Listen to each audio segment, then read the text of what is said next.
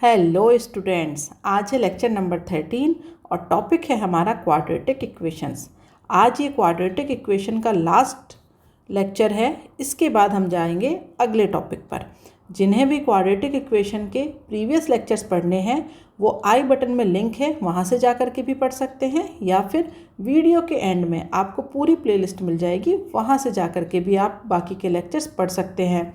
तो चलिए यहाँ पर हम स्टार्ट करते हैं न्यूमेरिकल नंबर 1 से। Out of a group of swans 7/2 times the square root of the total number are playing on the shore of a pond. यहाँ पर क्या है, स्वान्स का एक ग्रुप है, हंस होते हैं जो, उनका एक ग्रुप है जिसमें से 7/2 टाइम्स किसका स्क्वायर रूट, जितने भी स्वान्स हैं उनका पहले स्क्वायर रूट करना है, फिर उसका 7/2 टाइम्स करना है। तो ये कहाँ पर है, पॉन्ड में है। उसके बाद लिखा हुआ है the 2 remaining ones are swinging in water. इसके बाद 2 बचे हुए हैं जो क्या कर रहे हैं, पानी में स्विंगिंग कर रहे हैं। Find the total number of swans. तो चलिए हम मान लेते हैं यहाँ पर कि हमारे पास let total swans are x, ये हमारे पास टोटल है। अब क्या कहा गया है, 7/2 times the square root of the total number. तो इसका मतलब 7/2 times square root of the total number are playing on the shore of a pond. The 2 remaining ones are swinging, मतलब 2 बचे हुए हैं अभी, तो ये हो गए बचे हुए 2। तो ये मतलब ये तो पानी में वहाँ पर क्या कर रहे हैं, हमारे पॉन्ड में हैं, ये पानी में क्या कर रहे हैं, स्विंगिंग कर रहे हैं। तो अब ये टोटल हो गए, और ये जो टोटल है ये किसके इक्वल है, ये इक्वल है आपका x के। ठीक है, देखिए स्वान्स का एक पूरा ग्रुप है जिसमें से 7/2 टाइम्स किसका, ये रहा 7/2 टाइम्स किसका, इसका square root of the total number. उसके बाद लिखा है द 2 रिमेनिंग वंस, जो बचे हुए 2 हैं वो कहाँ पर आ गए, यहाँ पर। तो अब ये जो सारे हैं ये किसके इक्वल होंगे, ये होंगे x के इक्वल। तो अब हमें यहाँ पर इक्वेशन बनानी है और इसे सॉल्व करना है। तो चलिए यहाँ पर पहले एलसीएम ले लीजिए 2। तो ये आ जाएगा आपके पास 7√x + 4 = 2x। तो आप इसे लिख सकते हैं 2x - 7√x - 4 = 0। अब यहाँ पर अगर मैं ये मान लूँ लेट √x = y, तो ये क्या हो जाएगा आपके पास 2y², ठीक है, -7y - 4 = 0। अब हमें फ्रैक्शन करने हैं, तो ये हो जाएगा 2y² - 8y + y - 4 = 0। तो यहाँ से आपके पास जो पॉजिटिव नंबर आएगा वो आ जाएगा y = 4। तो अगर y की वैल्यू 4 है तो हमने क्या लिखा था, √x = y। तो अगर हमारे पास हम कहें √x कितना है 4, तो x कितना हो जाएगा हमारे पास 16। दैट मीन्स जो टोटल नंबर ऑफ स्वान्स हैं जो हमसे पूछा गया था वो कितने हो जाएंगे हमारे पास 16। तो ये हो जाएगा आपका आंसर। ठीक है, अब हम आ जाते हैं क्वेश्चन नंबर 2 पर। यहाँ पर कहा गया है if the list price of a toy is reduced by ₹2। मतलब जैसे एक टॉय के ऊपर एक प्राइस लिखी हुई है, अगर उसे कितने से डिक्रीज़ कर दिया जाए, ₹2 से। A person can buy 2 toys more for ₹360। मतलब एक आदमी है वो ₹360 में टॉयज़ खरीदने आया था। तो एक टॉय है जो उसे पसंद आया, वो उसने ख़रीदा। ठीक है, तो उसने कुछ अमाउंट में ₹360 में जितने भी टॉयज़ आए वो उसने ख़रीद लिए। नेक्स्ट टाइम हुआ क्या, उसका प्राइस अगर वो ₹2 से घटा दे, तो अब उसे जो टॉयज़ मिलेंगे वो कितने हैं, 2 टॉय ज़्यादा खरीद लिए अब उसने। तो अब हमें ये बताना है कि ओरिजिनल प्राइस क्या है टॉय की। तो एक तरीके से आप ऐसे अंदाज़ा लगा सकते हैं, जैसे आप ₹360 लेकर के मार्केट गए। ठीक है, तो जब आप मार्केट गए तो वहाँ पर आपको एक टॉय पसंद आया, उसकी जो भी प्राइस हो 10, 20, 15 वॉटेवर, उसकी एक प्राइस होगी। तो उस प्राइस को मैंने बोला x रुपीज़ पर, ठीक है, पर आइटम था वो। उसके बाद आपने जब उसे ख़रीदा तो आपने दुकानदार को 360 रुपीज़ दिए, एक्स रुपीज़ उसकी प्राइस है, तो आपको यहाँ पर कुछ टॉय मिल गए, मे बी वो वाई हैं। इसके बाद आप अगली बार मार्केट गए तो अब जो उसकी प्राइस है वो कितनी हो गई, एक्स माइनस 2 रुपीज़। ठीक है, तो अब आप कितने खरीदेंगे, 360 अपॉन एक्स माइनस 2। अब आपको कितने टॉयज़ मिले, पता नहीं कितने मिले, तो ये मैंने मान लिया z। लेकिन पहले आपको जो मिल रहा था और अब जो मिल रहा है उसमें क्या हो गया, +2। तो इसका मतलब ये जो z है ये क्या हो जाएगा आपका y + 2। पहले आपको जो मिला, अब जो मिला, तो अब पहले से 2 टॉय ज़्यादा मिले आपको, तो आपका z हो जाएगा y + 2। मतलब इन दोनों में कितना डिफरेंस है, 2 टॉयज़ का डिफरेंस है। बस यही हमें यहाँ पर बताना है। तो चलिए स्टार्ट करते हैं। यहाँ पर मान लीजिए let original price of the toy is x rupees. X rupees का एक टॉय है। ठीक है, तो जब उस आदमी ने 360 रुपीज़ में, ठीक है 360 रुपीज़ है उसके पास, एक टॉय का प्राइस कितना है, एक्स, तो उसने कितने टॉय खरीदे, माना कि उसने कितने टॉय खरीदे, वाई टॉयज़ उसने खरीद लिए। अब क्या हुआ, प्राइस कितना हो गया, जो नया प्राइस है वो कितना हो जाएगा, न्यू प्राइस। न्यू प्राइस कितना हो गया आपके पास, एक्स माइनस 2 ये है। तो अब वो कितने टॉय मिलेंगे उसे, y + 2 टॉयज़ ये उसे मिलेंगे। ठीक है, तो जब यहाँ पर एक्स रुपीज़ प्राइस थी एक टॉय की, तो उसने 360 रुपीज़ में y टॉयज़ खरीद लिए। अब एक जो टॉय है, जो टोटल जो जिस अमाउंट में वो ख़रीदना चाहता है वो तो 360 है, लेकिन एक टॉय की जो प्राइस है वो कितना हो गया, x माइनस 2। तो अब उसे कितने टॉय मिल गए, अब उसे मिल गए y + 2। तो हम इसे लिख सकते हैं, दोनों इक्वेशन को आप यूँ कहिए इक्वेशन 1 और इक्वेशन 2, हम इन्हें क्या करेंगे, सब्ट्रैक्ट करेंगे। ठीक है, लेकिन कहाँ पर टॉय ज़्यादा हैं, यहाँ पर। तो हम क्या करेंगे, इक्वेशन 2 माइनस इक्वेशन 1 कर दीजिए, तो ये हो जाएगा 360 upon x minus 2 minus 360 upon x is equal to y + 2 minus y।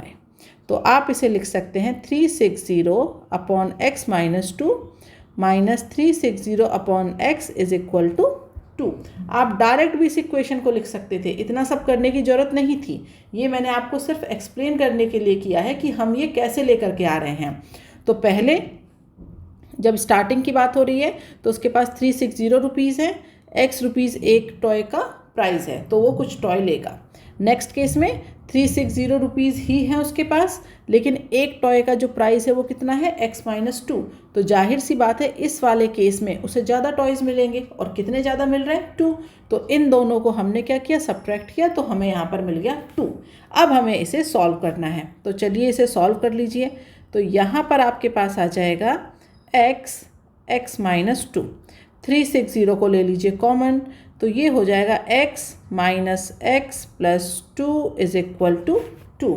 तो अब आप इसे लिख सकते हैं यहाँ पर 360, ये हो जाएगा आपके पास 2 upon x² minus 2x is equal to 2। तो इस 2 से ये 2 कैंसिल, तो x² minus 2x minus 360 is equal to 0। तो यहाँ पर इसके क्या करिए, फ्रैक्शन करिए, x² minus 20x plus 18x minus 360 is equal to 0। तो यहाँ से जो पॉजिटिव वैल्यू आएगी वो आ जाएगी 20। इसका मतलब जो ओरिजिनल प्राइस पूछा था ना आपसे, original price of the toy, वो कितना है हमारे पास, 20। आप यहाँ पर प्रूफ करके भी देख सकते हैं। देखिए, जब उसके पास 360 रुपीज़ थे और 20 रुपये का एक टॉय था, तो कितने टॉयज़ मिले उसे, 18। अब 360 रुपीज़ ही है उसके पास, जो टॉय की प्राइस है 2 रुपये से कम कर दीजिए, तो कितना हो जाएगी उसकी प्राइस, 18। अब कितने टॉय मिलेंगे, 20। दोनों के बीच में कितना डिफरेंस है, 2 का। ठीक है, तो हमने जो किया है वो बिल्कुल सही किया है। अब आ जाइए क्वेश्चन नंबर 3 पर। यहाँ पर भी वही है, जैसे 9,000 रुपीज़ ये डिवाइड किए गए हैं एक सर्टेन नंबर ऑफ पर्सनस के बीच में, ठीक है। अब हमें नहीं पता, जैसे आप कहीं पर पैसे बांट रहे हैं, आप डोनेट करने गए तो डोनेशन के लिए आपके पास 9,000 रुपीज़ हैं, कुछ लोग हैं जिनके बीच आपको वो पैसे डोनेट करने हैं, ठीक है। अब क्या हुआ कि वहाँ पर जब कुछ लोग थे, जो भी थे वो XYZ जो भी थे, तो आपने इक्वल अमाउंट में सबको वो पैसे डोनेट कर दिए। अब क्या हुआ कि वहाँ पर 20 लोग ज़्यादा आ गए, ठीक है। तो अब भी आप क्या करेंगे, सबको इक्वल अमाउंट देंगे, लेकिन पहले जो अमाउंट उन्हें मिल रहा था और अब जो अमाउंट मिल रहा है, क्योंकि लोग ज़्यादा आ गए ना, पैसे तो 9,000 ही हैं आपके पास, 9,000 रुपीज़ ही हैं जो आपको बांटने हैं, लेकिन पहले जितने लोग थे उसके मुकाबले अब वहाँ पर 20 लोग बढ़ गए। तो अब अगर आप सबको इक्वल पैसे देंगे तो पहले जो अमाउंट उन्हें मिल रहा था और अब जो अमाउंट उन्हें मिल रहा है उसमें कितने का डिफरेंस है, 160, ठीक है। तो पहले पर हेड जो भी पैसा मिल रहा था लोगों को और अब जो पैसा मिल रहा है वो अब कम मिल रहा है, और कितने रुपए से कम हो रहा है वो, 160 रुपीज़ से। तो आप कह सकते हैं कि यहाँ पर हम मानते हैं let original number of persons are X, मतलब ओरिजिनल का मतलब है यहाँ पर जो स्टार्टिंग में थे, तो वो कितने हैं हमारे पास, X। अब हमारे पास 20 नए पर्सन्स आ गए, ठीक है। तो जब आपके पास वो जो 9,000 रुपीज़ थे वो आपने X लोगों में बांटे, ठीक है, तो हर एक को कुछ मनी मिली, तो मैंने वो मान लिया कि हर एक को M1 अमाउंट मिला। इसके बाद अब आपके पास फिर से वही 9,000 रुपीज़ है, लेकिन अब वो कितने लोगों के बीच बटेगा, X + 20। तो अब ये जो अमाउंट है वो कितना है, M2। तो अब मुझे ये बताइए, पहले के केस में लोगों को ज़्यादा पैसा मिल रहा था या बाद के केस में? फर्स्ट केस में ज़्यादा पैसा मिलेगा ना, तो M1 के केस में ज़्यादा पैसा था एज़ कम्पेयर टू M2, और ये कितने का डिफरेंस है, 160।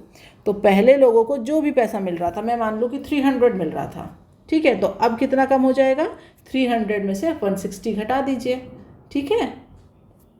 तो यहाँ पर इसे अब लिख लीजिए, 9,000 upon X minus 9,000 upon X + 20 is equal to 160, ठीक है। अब इसे सॉल्व कर लीजिए, तो 9,000 एज इट इज़, यहाँ पर आपके पास आ जाएगा x² + 20x, और ये हो जाएगा x + 20 minus x is equal to 160, ठीक है। इस ज़ीरो से ये ज़ीरो कैंसिल, तो अब आप इसे लिख सकते हैं यहाँ पर 9,000 into 20 is equal to 16x² + 20x। अब यहाँ पर कैंसिल कर लीजिए, 4 ये 4 से कैंसिल करिए तो ये आ जाएगा 4 और ये आ जाएगा आपके पास 5। अब इसे अरेंज करके लिख लीजिए, तो ये हो जाएगा आपके पास x² + 20x, उसके बाद 900 को डिवाइड करिए 4 से, मल्टीप्लाई करिए 5 से, तो ये हो जाएगा आपके पास 1125 इज इक्वल टू 0। तो इसके फ्रैक्शन करिए, x² + 45x minus 25x minus 1125 is equal to 0। तो जो पॉजिटिव वाली वैल्यू होगी वो हो जाएगी x इज इक्वल टू 25। अब आप यहाँ पर अपने आंसर्स को वेरीफाई करा के देख सकते हैं। कैसे वेरीफाई कराना है, जैसे मैंने लास्ट क्वेश्चन में कराया था, तो यहाँ पर देखिए पहले स्टार्टिंग में कितने पैसे थे, 9,000, ठीक है। तो जब आप इस 9,000 को अब क्या करेंगे, डिवाइड करेंगे किससे, 25 से, तो ये आपका आ जाएगा 360। अब क्या हो जाएगा, 9,000 ही हैं पैसे तो, लेकिन लोग कितने हो गए अब, 25 + 20, इसका मतलब कितने लोग बढ़ गए हैं, यहाँ पर बढ़ गए हैं 40, मतलब 20 लोग बढ़ गए तो टोटल कितने हो गए 45। तो अब यहाँ पर ये आएगा आपके पास 200। तो अब देखिए कितने का डिफरेंस आ गया, 160 का डिफरेंस है। तो पहले पर हेड 360 रुपीज़ मिल रहे थे, लेकिन अब कितने मिलेंगे, 200, ठीक है। तो आप इस तरीके से आंसर को वेरीफाई करा लिया करिए। अब हम आ जाते हैं क्वेश्चन नंबर 4 पर। यहाँ पर कहा गया है एक क्लास टेस्ट हुआ है जिसमें sum of the marks obtained by Priya in mathematics and science is 28।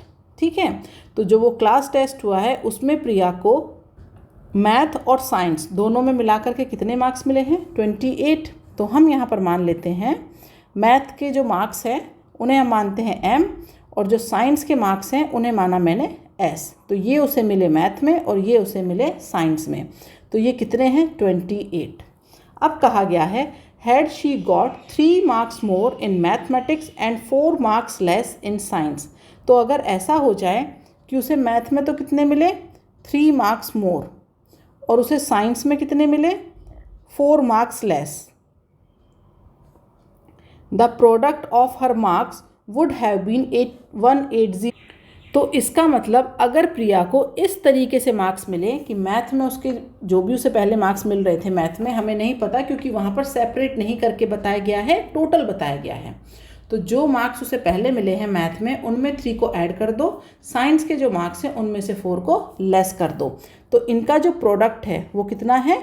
180। That means ये है आपका 180। अब आपकी एक इक्वेशन ये है और एक इक्वेशन ये है। तो अब आपको करना क्या है, यहाँ पर आपको फाइंड आउट करना है कि उसे मैथ और साइंस दोनों में अलग अलग बताने हैं कितने मार्क्स मिले हैं। तो अब आप क्या करेंगे, इक्वेशन 1 से कोई भी एक वैल्यू निकालिए, ठीक है, और उसे इक्वेशन 2 में पुट कर दीजिए। तो मैंने यहाँ लिखा फ्रॉम इक्वेशन 1। इक्वेशन 1 में देखिए साइंस में कितने मार्क्स हैं उसके? 28 माइनस m। तो ये हो जाएगी आपके पास इक्वेशन नंबर 3। अब इस इक्वेशन नंबर 3 को क्या करिए, पुट कर दीजिए इक्वेशन नंबर 2 में।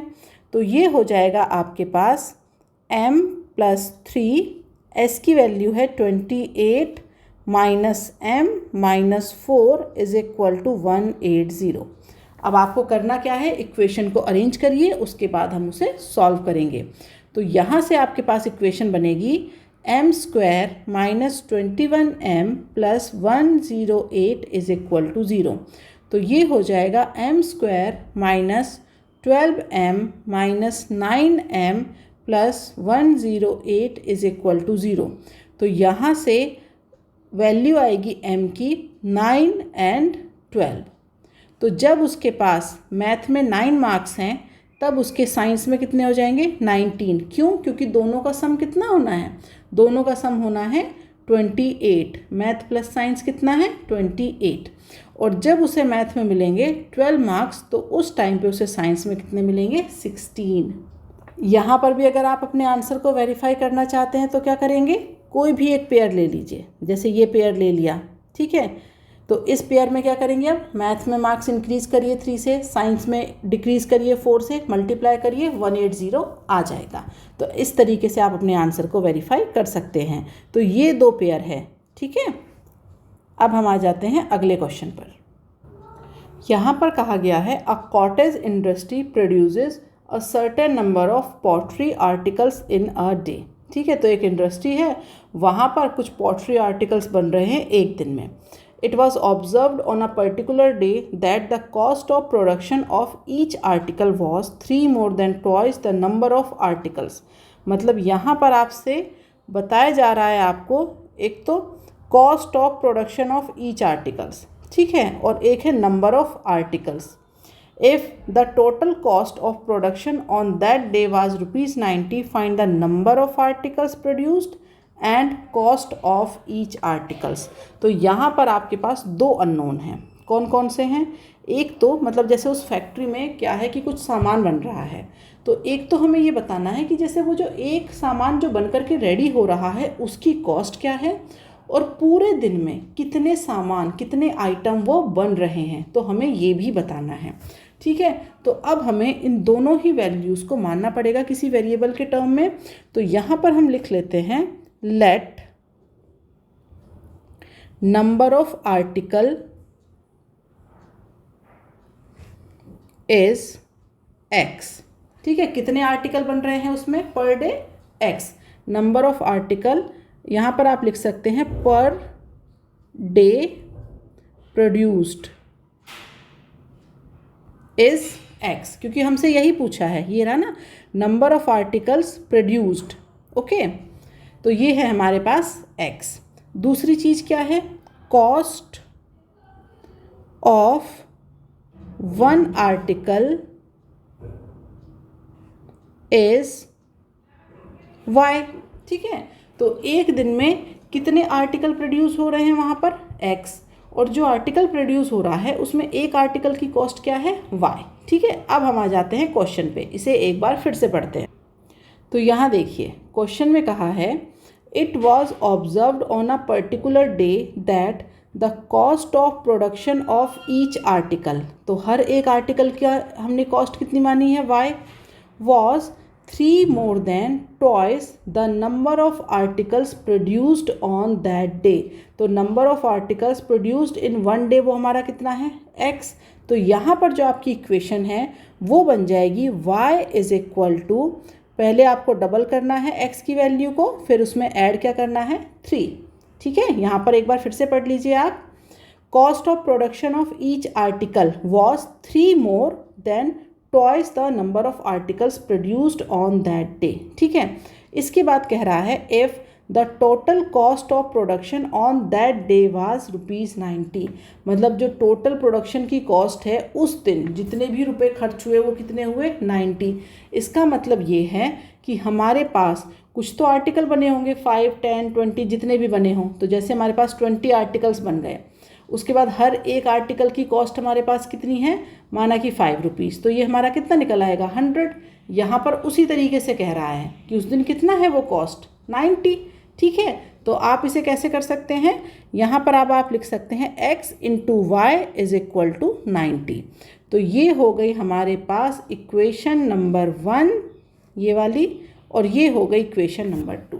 अब इन्हें आपको सॉल्व करना है, तो सॉल्व करने के लिए क्या करेंगे, तो आप किसी की भी वैल्यू निकालिए, जैसे मैं यहाँ से लिख दूँ y is equal to 90/x, y की वैल्यू निकाल ली, ये हो गई इक्वेशन नंबर 3।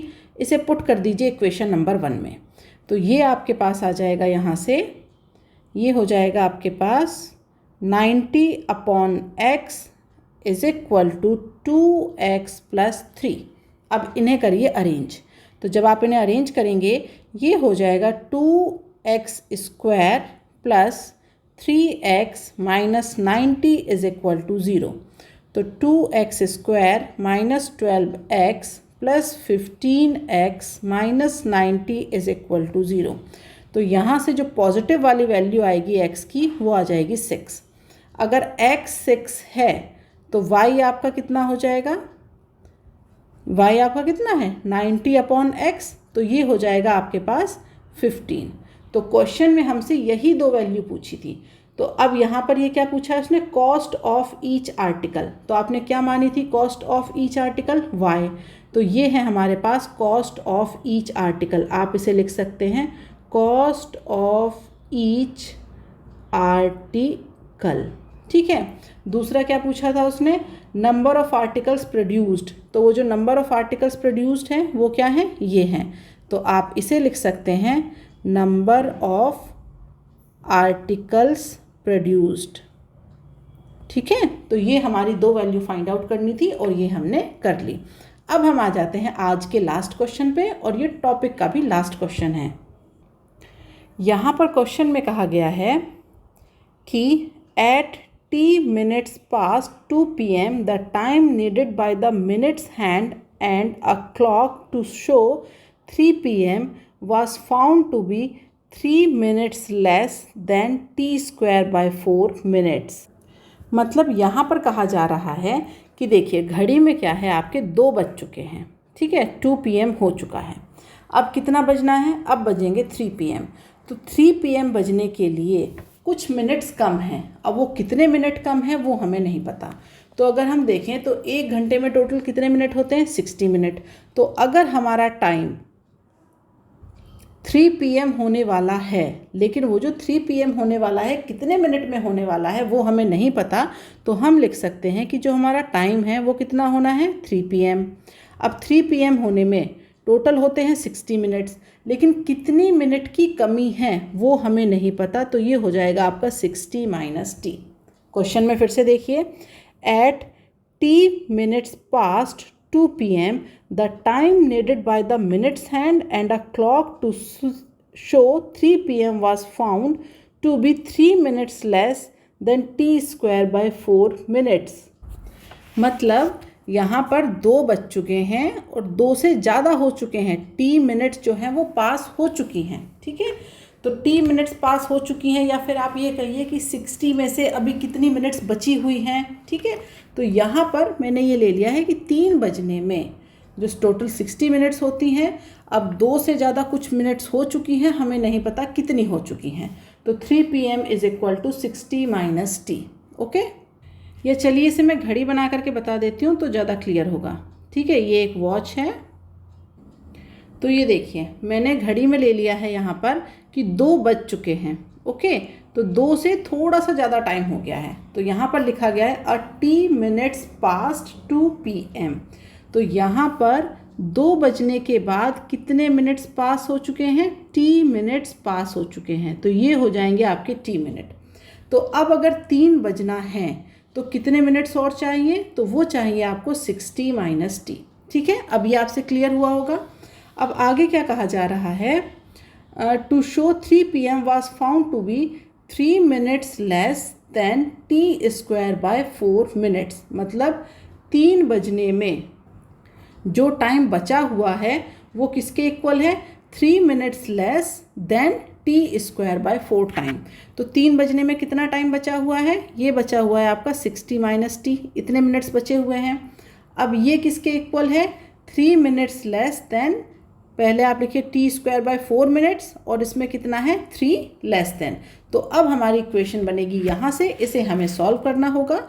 तो ये हो जाएगा आपके पास 240 minus 4t is equal to t square minus 3। Arrange कर दीजिए, तो t square plus 4t minus 252 is equal to 0। तो ये हो जाएगा आपके पास t square plus 18t minus 14t minus 252 is equal to 0। तो जब आप प्लस साइन से लेंगे तो ये आ जाएगा t इज इक्वल टू 16। तो कितने मिनट पास हो चुके हैं, ये हमारे 16 मिनट पास हो चुके हैं, ठीक है, 16 मिनट। तो क्वेश्चन में आपसे यही पूछा गया था कि आपको t की वैल्यू फाइंड आउट करनी है। एक बार फिर से देख लेते हैं। क्वेश्चन में आपसे कहा गया है at t minutes past 2 PM, ठीक है, t मिनट्स पास हो चुके हैं 2 बजने के बाद, मतलब 2 PM बज चुके हैं और t मिनट्स यहाँ पर पास हो चुके हैं, ठीक है। उसके बाद कहा गया है कि वो जो 3 PM बजने हैं ना, तो उसमें कंडीशन दी गई है कि यहाँ पर ये जो t है ये किस तरीके से रिलेट है, 3 minutes less than t square by 4। तो ये जो 3 बजने में जो मिनट्स बचे हुए हैं ये हमारा रिलेट है t स्क्वायर बाय 4 माइनस 3 से। तो उसके बाद यहाँ पर सॉल्व किया और यहाँ पर आपको t की वैल्यू मिल गई, ठीक है। तो ये क्वाड्रेटिक इक्वेशन के जो जितने भी न्यूमेरिकल्स हो सकते थे वो सारे मैंने कराए हैं। अब इसके बाद हम मिलेंगे अगली क्लास में अगले टॉपिक के साथ। आज के लिए बाय बाय स्टूडेंट्स।